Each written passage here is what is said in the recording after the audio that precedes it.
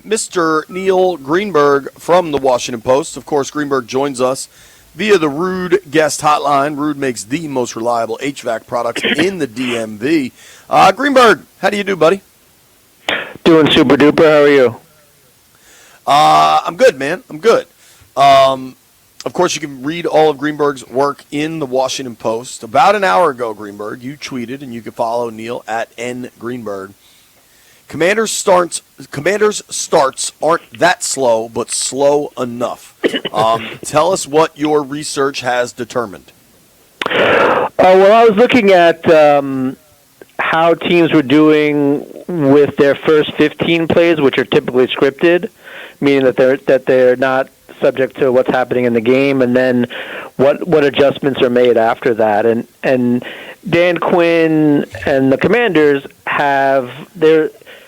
they're not doing great. Their expected points per play, meaning how often they improve their scoring position, isn't positive, but he is able to make adjustments after that. And I think, a lot of those slow starts that we've seen some of those are self-inflicted, poor tackling, for instance. So I think if they tighten that up, the Commanders will have much better starts to games, which, I think especially in the last couple has been a big problem. Are the adjustments made offensively or defensively quicker? That's a good question. I'm only looking at offensive plays. I haven't looked at the defensive plays. But the defense, yikes. I mean, the tackling in particular has not been great. Yeah. And they're just getting bodied by opposing rushers. I don't know what the fix is for that. Especially like outside on the edges, they seem to just they seem to be picked apart. Going to Dallas. Let's talk Chicago first. I don't know where you land. I think Washington was going to win that game till a late fumble from Jaden that I don't expect to happen again. I look at that as a statistical outlier. I honestly pretty damn fluky. Do you view that the same way? Do you find more significant, like the defensive struggles for Washington, I think we're all aware of. Those are real. The turnovers I don't expect to continue. I think that game ultimately was lost because of turnovers. Do you land in the same category? Yes, Washington lost that game. Chicago did not win. That I'm firmly in there. Turnovers were huge. They actually, it was the most impactful set of turnovers in a game all season in terms of hurting their chances to win. So yes, I firmly believe Washington lost that game, and a lot of those are things that shouldn't translate game to game. So yes, we shouldn't see turnovers like that again anytime soon. At least you hope. If we do, that's a different conversation. But yes, I think we're on the same page there. Yeah. Okay. Moving forward, right? Because Washington has to move forward fast. Dallas has a tremendous offense. They're expected to get CeeDee Lamb back. Washington's defense has struggled. What do they do to try to slow down Dallas? Well, the first thing they do is they send a fruit basket to Green Bay for getting Micah Parsons out of there, because I don't think the defense has been the same. The defense has struggled. They don't have the same pass rush. So I think this is a really good chance for Washington's offense to get back on track. But like you said, I mean, Dak Prescott is one of the most efficient quarterbacks there is in the NFL right now, and he's moving the ball very well. He's having really solid games, and he's doing everything that you would want a quarterback to do to put your teams in positions to win. So Washington's going to have its hands full with that offense. I mean, this offense isn't. It's not a joke. I mean, this Dallas offense is real. Especially if they get CeeDee Lamb back. They're going to be playing at home. Dallas will be. So they're going to have some problems. Washington's defense is going to have some problems. They have to tighten these things up. I mean, the tackling in particular needs to be tightened up. I think the offensive line for Washington is playing well, but the defense just has to be able to stop the run. Otherwise, it's going to be tough. Man. How much will the offense help the defense this week? If they can go out there with some long, sustained drives and get touchdowns at the end, that can help the defense out by having Dallas offense sitting on the sideline. Yeah, and we've seen that transition for a while. I mean, back when you played BMitch, I mean, defense won championships, but that hasn't been the case lately. I mean, the elite offensive teams have been the teams that go furthest in the playoffs, win Super Bowls, etc. And a lot of it is because of what you just said. I mean, the average depth of target in the NFL has declined, so we're seeing like shorter passes, we're seeing more plays, we're just seeing the ball being moved efficiently as opposed to these big, deep bombs being thrown. So, yeah, absolutely. I mean, if the offense is able to move the chains and keep things going, that's certainly going to help the defense because they're not going to have to do as much. So, yeah, I mean, that could be a huge factor is just being methodical on offense and like you said, just not asking your defense to do too much. It's just when the defense is on the field, is the offense going to have enough points on the board to mitigate what Dak Prescott can do, which is be really good on offense. Dak can be really good on offense. What, if anything, have the stats shown you from the Commanders' run game? I was pretty damn surprised how ineffective they were at running the football outside of Jaden against Chicago. They need the run for everything to work, and it wasn't there against the Bears. What have you learned or tried to decipher? Yeah, I mean, it's the same thing. It's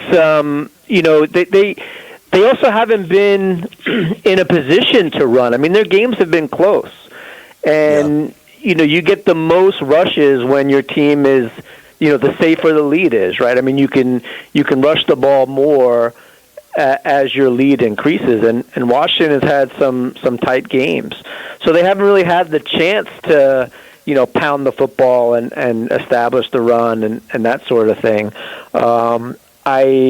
I do think and I've said this before, Jaden Daniels, I do believe he is the run game, only because he makes the defense kind of pick their poison. And really have to struggle at the line of scrimmage with, is Jaden going to pass? Is he going to run? Is Debo going to catch a pass? Is Debo going to run? Is Bill going to run?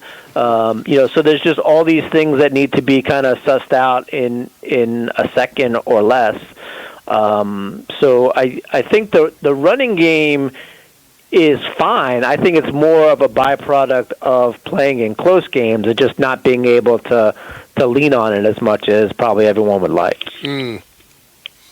How do you feel going into this Cowboys matchup? I think Washington pretty desperately needs a win, but so does Dallas. I mean, they just lost to the Panthers in what I think a lot of folks were pretty surprised by. Yeah, I mean, I feel fine for Washington. I'm not in panic mode for Washington. They didn't fall in my power rankings. They're still 10th. This is a game of two flawed teams, both with some defensive problems. But at least Washington's is self-sabotage, right? Turnover, late collapses, slow starts. It would not surprise me, or I don't think it would surprise anybody else, if the offense just starts to finish drives and starts scoring and gets back on track relatively quickly. So I'm not worried necessarily about this game. I'm worried about the next set of games for Washington, which is Dallas, Kansas City, Seattle, Detroit, right? Like that, you don't have the luxury of losing a game like Dallas when you have Kansas City, Seattle, and Detroit in front of you. Like this, it's not a must-win game, but this is a game that they have to win. That's a need-to-win game. Yeah. Not a must-win, but it needs to win. Yeah. They could certainly use to get this one. Last week you talked about your power rankings having the Chiefs still pretty high. I think the Chiefs maybe validated that. Like, as you look around the NFL right now, Buffalo has now lost 2 in a row. Philly's lost 2 in a row. The best record in the AFC is the Colts. The best record in the NFC, I think, is the Bucks. What do you make of like the best teams in the NFL versus just a whole bunch of parity or maybe even mediocrity? Yeah, well, first, I was on this show, and I said Tampa Bay Bucks to win the division at plus money because they were the only good team in that division. As far as the contenders go, I mean, I don't think you can look at, and I've said this before, like my rankings definitely have 1, 2, 3, and 4, but I'm also trying to group them in tiers, and I think like the top contender tier is the Chiefs, the Packers, the Lions, Seahawks, Bills, Rams, and maybe you put the Eagles in there, maybe the Colts, depending on how you feel. And I think that they're relatively interchangeable. I mean, we've seen, there's no super team. There's no team that's preordained as the winner. I think this is one of the most wide-open NFL seasons we've had in a long time, entering Week 7. Good teams are losing to underwhelming teams, and we're seeing injuries and all that other stuff. So yeah, Kansas City is number 1, but you could easily argue for the Packers to be number 1, Detroit, Indianapolis Colts. I think if there was any quarterback other than Daniel Jones, would be getting a lot more pixels in terms of being one of the better teams. But because of Daniel Jones's prior record, that's certainly dampering enthusiasm for them. Totally. So yeah, this is wide open. I don't think there's any team that I would feel comfortable saying that they're the best team in the NFL right now. I agree with you, man. It's been so up and down and uneven. I mean, dude, the Panthers are 3-3. The Panthers have the same record as Washington, and on the upswing. Right. Now they can't win on the road. What do you make of Seattle being unable to win at home? Yeah, I don't get too bogged down in those type of splits. I think Seattle looks really good. They're certainly playing well. I would prefer the team.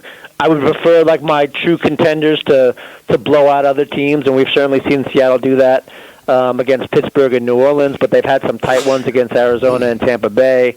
Even the Jacksonville game was kind of close. So I'm not. I like them. I mean, they're not overwhelming me. But they're solid. They're a solid contender, and they'll be fine. No matter where they play.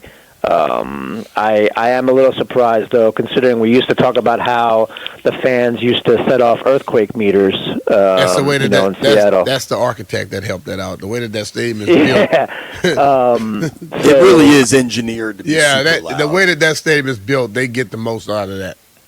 Yeah. Well, it does. Look, it made a difference, and we talked about it, and they certainly had their success there, especially as the 13th man. But it's look, it's tough to win anywhere in the NFL. I mean, home field advantage has shrunk quite a bit over the past couple of years.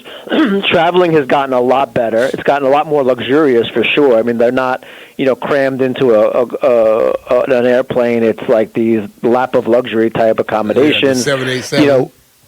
Yeah, they're staying. They're traveling smarter on these trips that they go coast to coast. They're staying there. They're practicing there, etc. So there's just a whole completely different situation in terms of travel in the NFL right now. For sure. I did want to make a little time. Talking with our friend Neil Greenberg from the Washington Post, I wanted to make a little bit of time. Good win for the Caps last night. What do you make of the Caps so far this year? Kind of how you feeling about the Rock the Red crew? I think they're doing really well. Prodas is really, making some stuff happen. Kind of the guy we thought he'd be, right? Mm-hmm. Yeah, that's exactly what they need, right? They need a young 25-year-old, 20-something to come out and show that the future, doesn't end with Alex Ovechkin, right? I mean, like they need these guys to get going. They got some young defensemen that are chipping in with scoring. Ryan Leonard, is doing his thing. So, I think that's great. I think that they're going to be strong, and it helps that they have the Rangers in this division. Good grief, the Rangers are. Not scored? Are not playing well. They haven't scored. I heard something like that. I don't know. I thought maybe it was just like a misprint, but yeah, they are. That's a good team to have in your division if they can't score. For lack of a better, yeah, you gotta take advantage of stuff like that. Yeah, I mean, the Caps have won 3 in a row. The only thing, and it's so early in the hockey season, and who knows, but in the Metro, the team that knocked them out of the playoffs last year, Carolina, they look excellent. I mean, I know they've started 3-0. They've scored 15 goals in 3 games, Greenberg. Yeah, well, I've said this before. Like, I know Eric Tolsky, the general manager there. It's one of the most analytically forward-thinking organizations in all of sports. They know what they're doing there. Now, I know it's like Billy Bean Moneyball that it hasn't translated completely to the playoffs, but they are going to be a dangerous team for years to come, and they're just gonna keep refining their roster until they break through. The Rangers have scored, Jay. I don't think they've scored at home. Though. Yeah, they scored 4 in one and 6 in the other. I think Craig Laughlin was playing against them the last time the Rangers scored. At least that's what it feels like. Lastly, I don't know that we've asked you since he got the hire. The dude Taboni seems like the new Nats GM or whatever he is, president of baseball ops, seems like a real analytically driven dude. What do you know of him, and what kind of the like? I'm sure you've texted some people about him. What do you think? Yeah, I actually. I heard about it as it was happening. Yes, absolutely analytically forward-thinking, and not only that, but understands how to translate information between different levels of the organization. And what I mean by that is, how you use analytics to talk to your scouting department is much different than how you talk to your manager, and obviously the manager is talking to the players, et cetera. And I think that's really the key to making the transition into an analytically driven organization. He certainly has those tools. He's bringing another guy with him that was announced today, Devin Pearson, a lot in the same mold. And I think that we're going to see a lot. We're going to see the Nationals do business a lot differently, much more in line with the modern baseball team. Whether they have the money to fully embrace that, I don't know. But like the internal organization, I think, is going to be as modern as any in baseball right now. All right, let's get modern. Maybe just win some games. Whatever's required to win some games. That's what I want to see. Who's your top team? That's the only bar that you need to clear right now. Who's your top team in the NFL? We're going to go through our power rankings next. I'm curious who you got at number 1. I have the Chiefs at number 1. Chiefs. Wow. Chiefs, Packers, Lions are my top 3. Yep. All right. There you have it. Yep. Thank you, Greenberg. Always appreciate the time. I agree. All right. Shout out to my doctor, Dr. Poonawala. Big fan of the show. What's up, Doc? Shout out to Dr. Poonawala. Appreciate you. Yep. All right, Greenberg. See you later. later. Love you guys. Talk to you soon. Bye. Love you too, man.